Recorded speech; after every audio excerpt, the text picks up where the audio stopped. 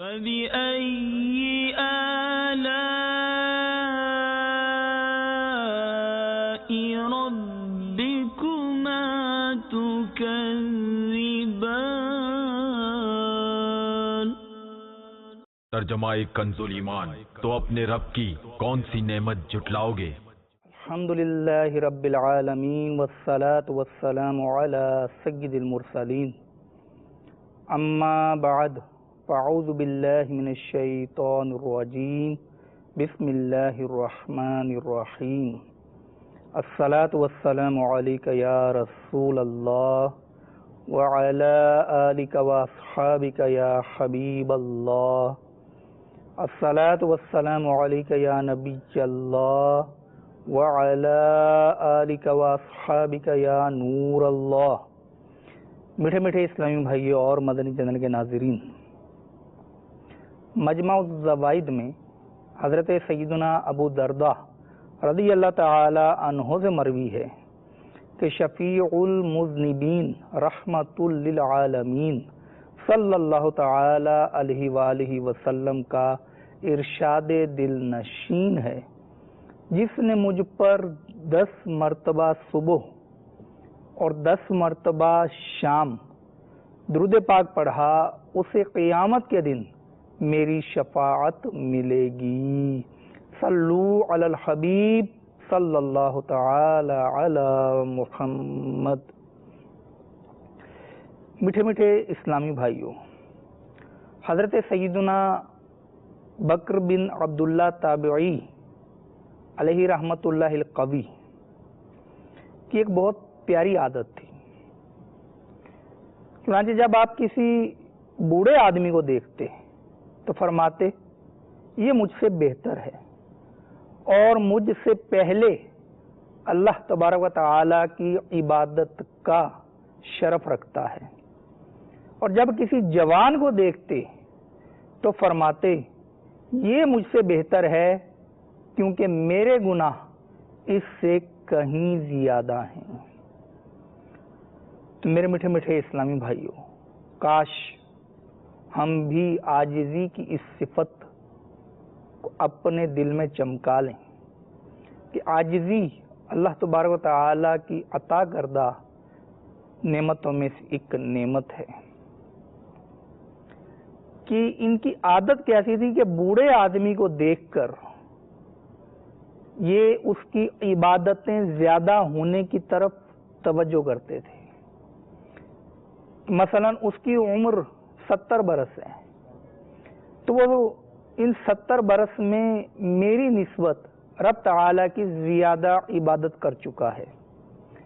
اور جب کسی جوان کو دیکھتے، مثلا اس کی عمر 41 سال ہے، 41 ایئرس، تو یہ دیکھتے کہ میری عمر اس سے زیادہ ہے اور میں اس سے کہیں زیادہ گناہ کر چکا ہوں،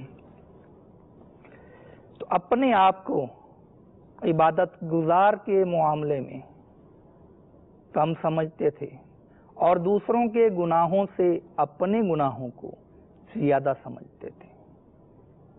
تو میرے میٹھے میٹھے اسلامی بھائیوں، عاجزی کی یہ صفت ہمیں بھی اپنے دل میں چمکانا نصیب ہو جائے، کیونکہ زبان کی نوک سے عاجزی کرنا قدر آسان ہے۔ جب پوچھا جائے کہ پیارے بھائی کافی دن ہو گئے آپ دکھائی نہیں دیے، تو جواب ملتا ہے، ارے حضرت اپنے قدموں کی طرف دھیان کرتے، ہم آپ کے قدموں میں مل جاتے، ہم تو چھوٹے لوگ ہیں، آپ کے قدموں میں ہی ملیں گے۔ لیکن انہی چھوٹے لوگوں سے جب کسی قسم کا اختلاف رائے ہو یا ان کی مرضی کے خلاف کوئی بات ہو جائے، تو پھر یہ کندھوں پر سوار ہو کے جو کان کھینچتے ہیں، وہ منظر بھی بہت ساروں کے ساتھ پیش آیا ہوگا۔ تو زبان کی نوک سے عاجزی کرنا، ارے میں تو آپ کے سامنے کچھ بھی نہیں، میں تو آپ کے خدام میں سے ہوں. ارے آپ کی جوتیاں اٹھانے کو مل جائیں تو یہ ہمارے لیے سعادت ہے. آپ کے قدموں کی خاک کو ہم اپنی آنکھوں کا سرما بنا لیں. اس قسم کی باتیں کرنا جب کہ دل میں ایسے جذبات نہ ہوں، یاد رکھیے یہ جھوٹ میں بھی مبتلا کروا سکتا ہے. تو میرے میٹھے میٹھے اسلامی بھائیوں، عاجزی وہی کی جائے جو دل سے ہو. اب زبان سے بولنا بسا اوقات سامنے والے کو متاثر کرنے کے لیے بھی ہوتا ہے. اس پر بھی غور کر لیا جائے کہ جو عاجزی کا انداز میں اختیار کرنے لگا ہوں، مثلا مہمان آئے اور مہمان کوئی دینی اعتبار سے معزز شخصیت ہے، اب اس کے جوتے اٹھا کر اس کے قدموں کے پاس لے جانا بہت اچھی بات ہے، لیکن اس میں دیکھ لیں کہ واقعی عاجزی اور ان کی خدمت کرنا مقصود ہے یا پھر لوگوں پہ یہ دھاگ بٹھانا مقصود ہے کہ ارے یہ تو خود اتنی بڑی ہستی کا مالک ہے، خود اس کی اتنی حیثیت ہے اور یہ دوسرے کے چپل اٹھا رہا ہے. تو بہرحال ہمیں کسی پر بدگمانی بھی نہیں کرنی اور خود سے بھی جھوٹ نہیں بولنا. اے کاش ہمیں عاجزی کی صفت دل میں چمکانا نصیب ہو جائے، کیونکہ عاجزی کی صفت بہرحال موجود ہوتی ہے. اچھی بری صفات اللہ تبارک و تعالیٰ نے ہمیں عطا کی ہیں. یہ اب ہمارا حصہ ہے کہ ہم کون سی صلاحیت کا استعمال کرتے ہیں. عاجزی کا استعمال کرتے ہیں یا تکبر کا استعمال کرتے ہیں. عاجزی کا استعمال کریں گے تو دنیا میں بھی سکھی رہیں گے. وہ کس طرح کہ جب آپ بڑا بول بولیں گے نا، جناب یہ کوئی مسئلہ ہی نہیں ہے، یہ رقم تو میں چلتے پھرتے ادا کر سکتا ہوں، ارے کوئی پریشانی نہیں ہے، بس بے فکر ہو جاؤ، میں ادا کروں گا، میں زندہ ہوں. اب اس طرح کا بڑا بول بولنے کے بعد جب اس پر عمل کرنے کی باری آئے تو پھر انسان بغلیں جھانکے اور پھر معذرت خواہانہ رویہ اختیار کرے کہ ارے یار وہ مجبوری ہے، یہ ہے، گھر کے اخراجات زیادہ ہو گئے، میری اتنی پسلی نہیں ہے، یہ نہیں ہے. تو آپ کی اتنی پسلی نہیں ہے تو آپ کو اتنا بڑا بول بولنے پر مجبور کس نے کیا تھا؟ آپ خاموش رہتے. آپ نے کیوں بیل مجھے مار والی بات کی؟ تو بڑا بول بولنے کے بعد بعض اوقات پچھتانا پڑتا ہے. تو یہ بڑا بول بولنے سے پہلے ہی سوچ لیا جائے.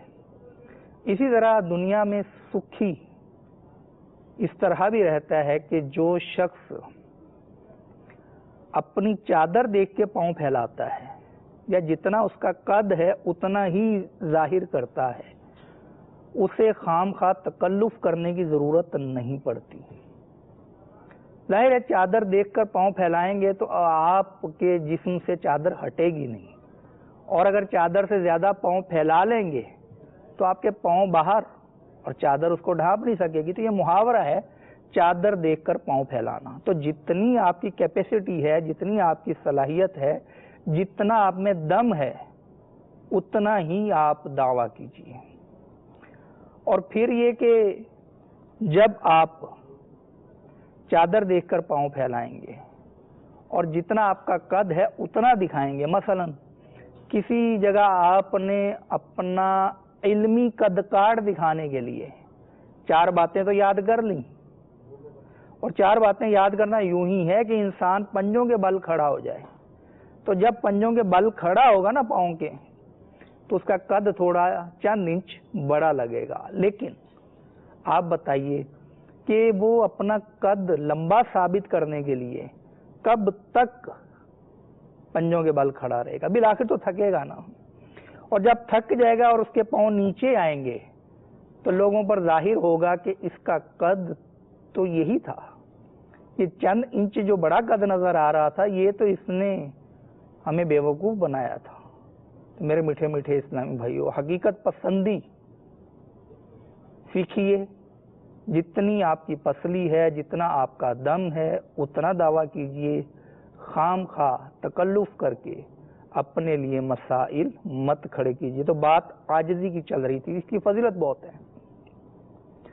کنز العمال کی روایت ہے کہ خاتم المرسلین رحمت للعالمین صلی اللہ تعالی علیہ وآلہ وسلم کا فرمان عالی شان ہے، تواضع یعنی عاجزی اختیار کرو اور مسکینوں کے ساتھ بیٹھا کرو، اللہ عز و جل کے ہاں بڑے مرتبے والے بندے بن جاؤ گے اور تکبر سے بھی بری ہو جاؤ گے۔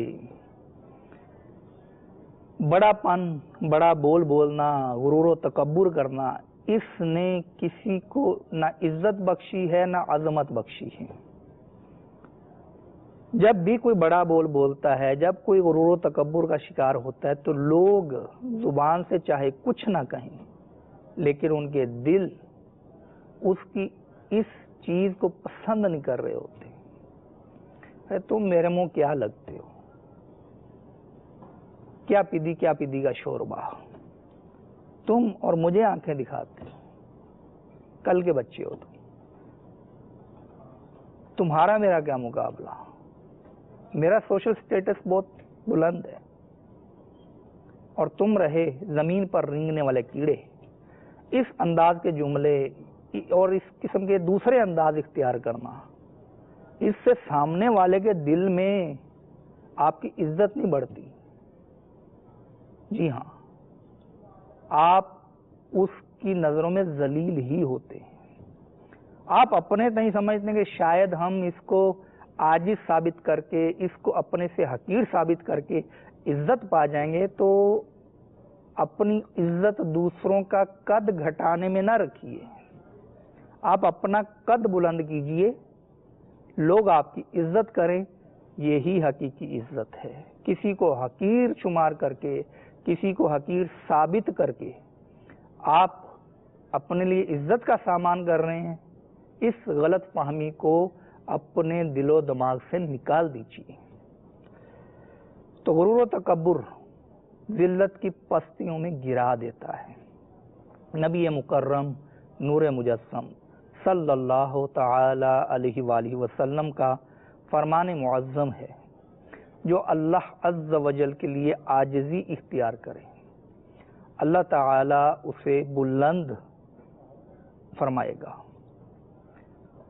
وہ خود کو کمزور سمجھے گا لیکن لوگوں کی نظروں میں عظیم ہوگا، اور جو تکبر کرے اللہ عز و جل اسے ذلیل کر دے گا۔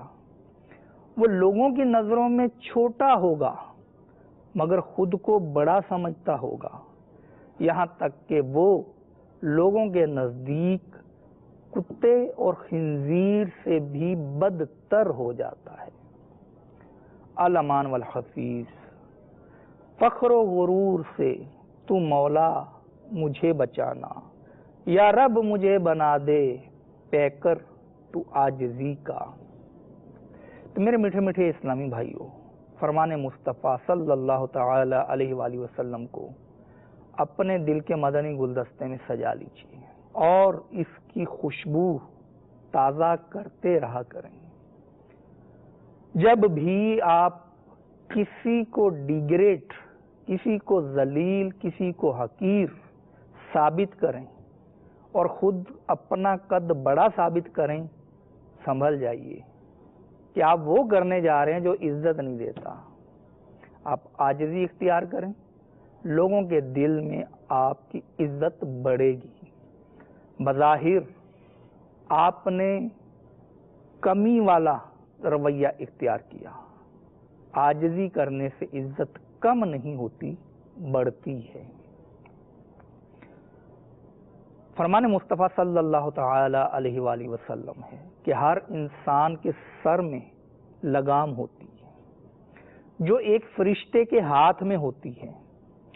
جب بندہ عاجزی تواضع کرتا ہے تو اس لگام کے ذریعے اسے بلندی عطا کی جاتی ہے، اور فرشتہ کہتا ہے بلند ہو جا، اللہ عز و جل تجھے بلندی عطا فرمائے، اور اگر وہ خود ہی بلند ہوتا ہے یعنی تکبر کرتا ہے تو اسے زمین کی طرف پست کر کے یعنی نیچا کر کے فرشتہ کہتا ہے پست ہو جا، اللہ عز و جل تجھے پست کرے۔ تو جب آپ خود کو بلندی پر لے جا رہے ہوں تو خود کو بلندی پہ جاتا ہوا نہ سمجھیں، آپ پستی کی طرف سفر کر رہے ہیں۔ یہ الٹا سفر ہے، یعنی جو آپ کریں گے اس کا ریئیکشن الٹا ہوگا۔ آپ خود کو بلندی کی طرف لے کے جائیں گے، علو کی طرف، بڑے بول کی طرف، تکبر کی طرف، آپ پستی میں گریں گے۔ آپ خود کو عجز، عاجزی، تواضع کی طرف لے کے جائیں گے، پستی کی طرف لے کے جائیں گے، اللہ تبارک و تعالی آپ کو بلندی عطا فرمائے گا۔ اب یہ کہ دوسروں کو حقیر سمجھنے سے بچنا چاہیے، خود کو بلند سمجھنے سے بچنا چاہیے۔ تو جب بھی کسی کو دیکھیں تو اس کے بارے میں یہ حسن ظن رکھیں کہ اس نے مجھ سے زیادہ اللہ تعالیٰ کی عبادت کی ہوگی، اور اپنے سے چھوٹے کو جب دیکھیں تو یہ ذہن بنا لیجئے کہ میرے گناہ اس سے کہیں زیادہ ہیں، اور جب کسی کم علم یا ان پڑھ کو دیکھیں تو اس کو بھی خود سے بہتر سمجھیں کہ یہ تو اپنی جہالت اور کم علمی کی وجہ سے گناہ کرتا ہے، اور میں علم رکھنے کے باوجود گناہ میں گرفتار ہوں۔ اس کے پاس تو عذر ہے کہ جہالت، میرے پاس کیا عذر ہے؟ اسی طرح سے جب ذہن بنائیں گے تو مالداری کا جہاں تک مسئلہ آتا ہے تو خود کو مالدار سمجھ کر بڑا سمجھنا، کس بنیاد پر؟ دولت کی بنیاد پر۔ یہ دولت جب تک آپ کی جیب میں ہے، جب تک آپ کی بریف کیس میں ہے، جب تک آپ کے اکاؤنٹ میں ہے، جب تک آپ کی تجوری میں ہے، اس وقت تک آپ کو کوئی فائدہ نہیں دے گی۔ جی ہاں، جب تک آپ اس دولت کو خود سے جدا نہ کر دیں۔ نوٹ ہیں، خرچ کریں گے تو کچھ چیز آئے گی نا آپ کے پاس، ان نوٹوں کو رکھے رکھیں اور دیکھ دیکھ کر خوش ہوتے رہیں تو کیا آپ کو مکان، آپ کو گاڑی، آپ کو دیگر آسائشیں مل جائیں گی؟ کبھی بھی نہیں ملیں گی۔ تو وہ دولت جس کو جدا کرنے کے بعد ہی آپ کو کچھ راحت ملے گی، وہ دولت بذات خود راحت کا سبب کیسے ہو گئی؟ اور پھر یہ دولت تو ہرتی پھرتی چھاؤں ہے، آج اس کے پاس تو کل اس کے پاس تو پرسوں کسی اور کے پاس۔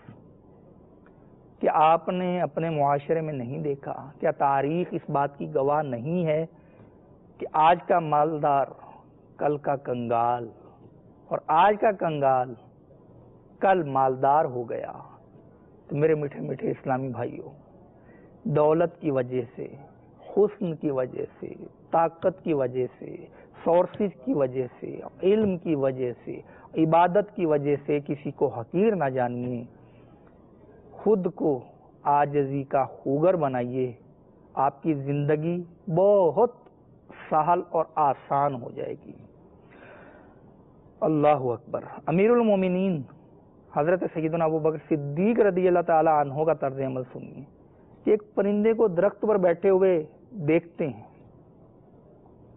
تو فرماتے ہیں کہ اے پرندے، تو بڑا خوش بخت ہے، واللہ کاش میں بھی تیری طرح ہوتا، درخت پر بیٹھتا، پھل کھاتا، پھر اڑ جاتا، تجھ پر کوئی حساب و عذاب نہیں۔ خدا کی قسم، میں کسی راستے کے کنارے پر کوئی درخت ہوتا، وہاں سے کسی اونٹ کا گزر ہوتا، وہ مجھے منہ میں ڈالتا، چباتا، پھر نگل جاتا، اے کاش میں انسان نہ ہوتا۔ یہ وہ ہیں جو قطعی جنتی ہیں، یار غار بھی ہیں اور یار مزار بھی ہیں. جی ہاں، ان کی عاجزی کا عالم دیکھیے. حضرت سیدنا ابو ذر غفاری رضی اللہ تعالی عنہ ایک بار غلبہ خوف کے وقت فرمانے لگے، خدا کی قسم اللہ عز و جل نے جس دن مجھے پیدا فرمایا تھا، کاش اس دن مجھے ایسا پیڑ بنا دیتا جس کو کاٹ دیا جاتا اور اس کے پھل کھا لیے جاتے. احیاء العلوم میں نقل کیا گیا کہ جلیل القدر محدث حضرت سیدنا سفیان ثوری علیہ رحمت اللہ القوی رملہ ایک یہ علاقے کا نام ہے، وہاں تشریف لائے تو حضرت سیدنا ابراہیم بن ادہم علیہ رحمت اللہ الاکرم نے ان کو پیغام بھیجا کہ ہمارے پاس تشریف لا کر کوئی حدیث ہمیں سنائیے. پیغام ملنے کے بعد حضرت سیدنا سفیان ثوری علیہ رحمت اللہ القوی تشریف لے آئے تو حضرت سیدنا ابراہیم بن ادہم علیہ رحمت اللہ الاکرم سے کسی نے کہا کہ آپ اس شان کے لوگوں کو ایسے بلاتے ہیں؟ فرمایا میں ان کی تواضع یعنی عاجزی دیکھنا چاہتا تھا. تو کیا بات ہے، کس پائے کے عالم محدث اور بلانے والا بھی کم مرتبے کا نہیں. لیکن جب پیغام پہنچا تو حضرت سیدنا سفیان ثوری علیہ رحمت اللہ القوی تشریف لے آتے ہیں. آج ہمیں کوئی اپنے یہاں بلائے کسی بھی بات کے پوچھنے کے لیے کہ آپ میرے پاس تشریف لائیے، میں نے آپ سے کوئی بات پوچھنی ہے، تو ہمارے آنکھوں سے شعلے، کانوں سے دھواں اور منہ سے آگ نکلنی شروع ہو جاتی کہ تیری یہ مجال کہ مجھ جیسے شخص کو اپنے گھر بلاتا ہے، میں تیرے گھر آ کے تجھے بات بتاؤں، تجھے میرے پاس آنا چاہیے. یہ کیا ہے؟ واٹ از دس؟ کیا یہ اس کو حقیر جاننا نہیں ہے؟ خواہ یہ خود کو بڑا سمجھنا نہیں ہے؟ اگر عاجزی حقیقتاً ہوتی تو ہم بھی اس کے بلاوے پر اس کے گھر چلے جاتے. محدث اعظم پاکستان حضرت علامہ مولانا سردار احمد بہت بڑی شان کے عالم تھے. ان کو کسی نے دعوت دی. اب جب دعوت کے لیے گئے تو پتہ چلا کوئی غربا کی بستی ہے جسے کچی آبادی بھی کہا جاتا ہے. اب وہاں پر چھوٹی چھوٹی گلیوں سے ہوتے ہوئے اور وہاں پر پھر وہ سیوریج کے پانی کے بدبو کے بھپکے بھی اور طرح طرح کے معاملات، تو کچی آبادیاں جیسی ہوتی ہیں آپ کو پتہ ہی ہے. اب یہ جب وہاں گئے تو بالکل بھی میزبان سے ذرا سا بھی یہ اظہار نہیں کیا کہ تم نے ہمیں کس جگہ بلا لیا، یا ناک بھون چڑھائی ہو یا کسی قسم کا کوئی اس پر طنز کیا ہو، بلکہ اس کی دلجوئی کے لیے دعوت میں شرکت کی اور واپس آئے اور یہ بتا دیا کہ عالم کی شان یہ ہوتی ہے. امیروں کی دعوت پر تو سب چلے جاتے ہیں، غریبوں کی دعوت پر گئے اور جانے کے بعد کسی قسم کا کوئی نخرہ، کوئی ناز، کسی قسم کا کوئی طنز یہ نہیں کیا. ہم سلیکٹڈ عاجزی کرتے ہیں. ہماری عاجزی ان لوگوں کے سامنے ہوتی ہے جن سے ہم نے کوئی مفاد لینا ہو. ایک شخص اپنے سیٹ کے آگے ہاتھ باندھ کے کہے گا، جناب میں تو آپ کا بندہ بے دام ہوں، میں حکم کا غلام، آپ جب یاد کریں میں حاضر. یہ عاجزی کا ایسا پیکر جیسے ہی باہر نکلتا ہے اور اپنے سے ماتحت کو ملتا ہے، اس وقت یہ عاجزی کا پیکر نہ جانے تاریخ کی کن راہوں میں کھو جاتا ہے. پھر اس کی بڑائی، اس کا تکبر، اس کا بڑا بول اور اس کی دھونس دھمکی دیکھنے والی ہوتی ہے.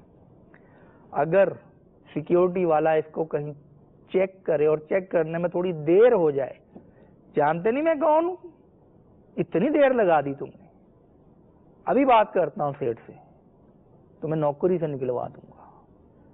میرے میٹھے میٹھے اسلامی بھائیوں، اللہ تبارک و تعالی جس کو چاہے عزت دے، جس کو چاہے ذلت دے۔ اگر ہمیں اللہ تبارک و تعالی نے کچھ لوگوں پر فوقیت دی ہوئی ہے، کچھ نہ کچھ لوگ ہمارے ماتحت ہوتے ہیں، تو ہمیں چاہیے کہ اس عزت کو ہضم کرنے کی کوشش کریں، نہ یہ کہ وہ عزت ہمارے سر کو چڑھ جائے۔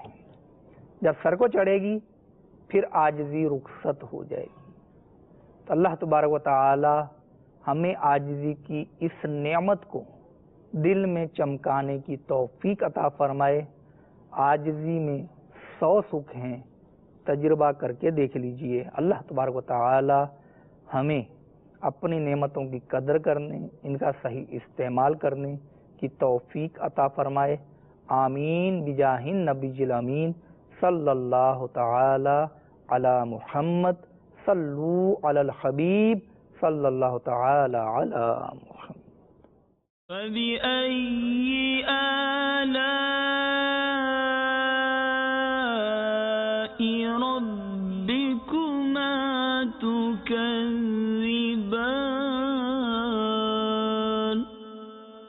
ترجمہ کنز ایمان، تو اپنے رب کی کون سی نعمت جھٹلاؤ گے؟